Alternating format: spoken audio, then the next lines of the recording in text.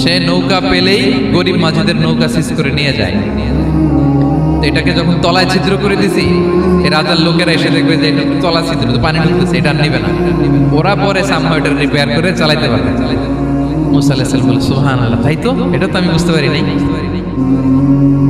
আর ওই ছোট শিশুটাকে হত্যা করছি, ও অনেক বড় জালিম হবে এলাকা, তার ফিতনায় এলাকাবাসী তটস্থ থাকবে, সে তার মা বাবাকেও জাহান্নামে নেবে। এজন্য আল্লাহ তাআলা আদেশ দিয়েছেন আমাকে, আল্লাহর আদেশে আমি তাকে হত্যা করেছি। মুসা আলাইহিস সালাম বললেন তাই তো, এটা তো অনেক ভালো কাজ করছেন। তাহলে ওইটা বলেন, খাবারও দিল না, এত কৃপণ, এদের দেয়াল কেন ঠিক করতে গেলেন আপনি?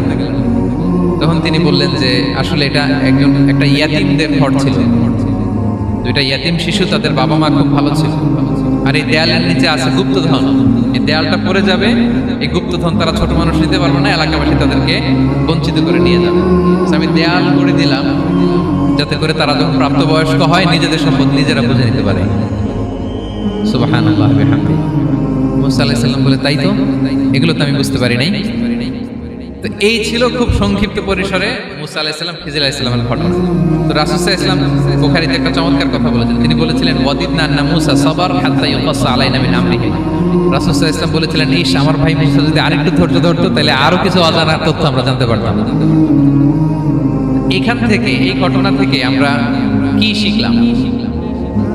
প্রথম যেটা আমরা শিখলাম, জ্ঞান নিয়ে বড়াই করতে, ঠিক কিনা? জানার কোনো শেষ নেই, জাননেওয়ালার উপরও জাননেওয়ালা আছে, জ্ঞানীর উপরও জ্ঞানী আছে। আপনি কিছু জেনেই মনে করবেন না আমি সব জানি।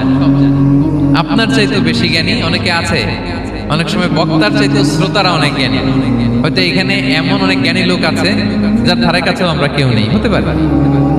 সো আমি সব জানি, এটা ভুল, এটা শয়তান বলে। এটা কে বলে? শয়তান বলে।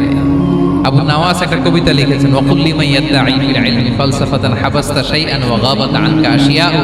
কেউ যদি বলে আমি সব জানি, তুমি তাকে বৃদ্ধাঙ্গুলি দেখিয়ে বলো আপনি কিছুই জানেন না, আপনি অল্প কিছু জেনেছেন, জানার এখনো অনেক বাকি। তাহলে মুসা আলাইহিস সালামের এই ঘটনা জিজ্ঞেস করা হলো কে জ্ঞানী, উনি বললেন আমি জ্ঞানী। এরকম কি আমরা কখনো বলবো? না। সবচাইতে বড় জ্ঞানী কে? ওয়া ফাওকা কুল্লি যী ইলমিন আলীম। সবচাইতে বড় জ্ঞানী আল্লাহ তাআলা। সো জ্ঞান নিয়ে আমরা অহংকার করব না। দুই নম্বর যে শিক্ষাটা আমরা পাই, ওই যে নৌকা দিয়ে পারাপার হচ্ছিল, তখন একটা চড়ুই পাখি এসে সাগরের মধ্যে মুখ দিয়েছে। তো খিজির আলাইহিস সালাম বললেন, মুসা, তুমি কি চড়ুই পাখিটা দেখতে পাচ্ছ? হ্যাঁ, দেখতে পাচ্ছি। চড়ুই পাখিটা যে সাগরে মুখ দিলে দেখতে পাচ্ছ? হ্যাঁ, দেখতে পাচ্ছি। তখন খিজির আলাইহিস সালাম বললেন, চড়ুই পাখিটা সাগরে মুখ দিয়ে পানি খাওয়ার পরে চড়ুই পাখির ঠোঁটে বা চঞ্চুতে যতটুকু পানি লেগে আছে, এই পানিটা হচ্ছে তোমার, আমার এবং মহাবিশ্বের আমাদের সকলের জ্ঞান। আর এই মহাসাগরের সকল পানি হচ্ছে আল্লাহ তাআলার জ্ঞান। আল্লাহ তাআলা বলেছেন, ওমা উতিতু মিনাল ইলমি ইল্লা কালিলা। আমি তোমাদেরকে একেবারে অল্প জ্ঞান দিয়েছি, একেবারে অল্প। এই রহস্যে ঘেরা এই মহাবিশ্বের অনেক কিছুই আমাদের অজানা। প্রিয় ভাইরা, আমরা অনেক কিছু জানি না, আমাদের এই লিমিটেড নলেজে এগুলো ধরে না, তারপর আমরা জ্ঞানের বড়াই করি। আপনারা উপমাটা বুঝতে পারছেন? একটা নৌকা থেকে চড়ুই পাখি ঠোঁট দিয়ে পানি খাচ্ছে, পানি খাওয়ার পরে স্বভাবতই চড়ুই পাখির ঠোঁটে একটু পানি তো লাগবে। খিজির বললেন যে এই পানিটা হচ্ছে তোমার, আমার, পৃথিবীর সবার জ্ঞান। আর এই সাগরের বাকি পানিগুলো কার জ্ঞান? এবার বুঝতে পারছেন আল্লাহ তাআলার জ্ঞানের পরিধি। আমরা জ্ঞান নিয়ে যেন কখনো কি না করি, বড়াই না করি। জ্ঞান দুই ধরনের, একটা বাহ্যিক জ্ঞান, একটা অন্তর্নিহিত জ্ঞান।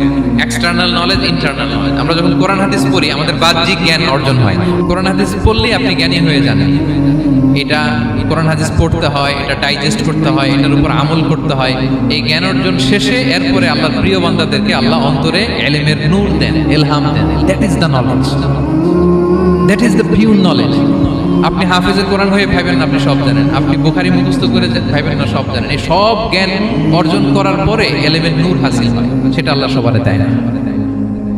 সো এই অন্তর্নিহিত জ্ঞান, দূরদৃষ্টি, farsightedness, that is the pure knowledge. এটার জন্য বছরের পর বছর, যুগের পর যুগ সাধনা করতে হয়। সেটার জন্য এই জ্ঞান অর্জনের জন্য তিনটা জিনিস করতে হয় ইলমের নূর অর্জনের জন্য। কয়টা? এক হচ্ছে বিনয়, দুই হচ্ছে সফর, তিন হচ্ছে সবর। আবার বলি, এক হচ্ছে বিনয়, দুই হচ্ছে সফর, তিন হচ্ছে সবর। আল্লাহ তাআলা আল্লাহর নবীকে তাওরাত দেওয়ার পরেও আরো ট্রেনিং সেশন করাইছেন খিজির আলাইহিস সালামের কাছে। যাও, ওনার কাছে গেলে তুমি ছোট হবা, নত হবা। জ্ঞান যদি আমি নিতে চাই আমাকে ছোট হইতে হবে। ধরেন একটা গ্লাস থেকে একটা খালি গ্লাসে পানি ঢালবো, তো যেটাতে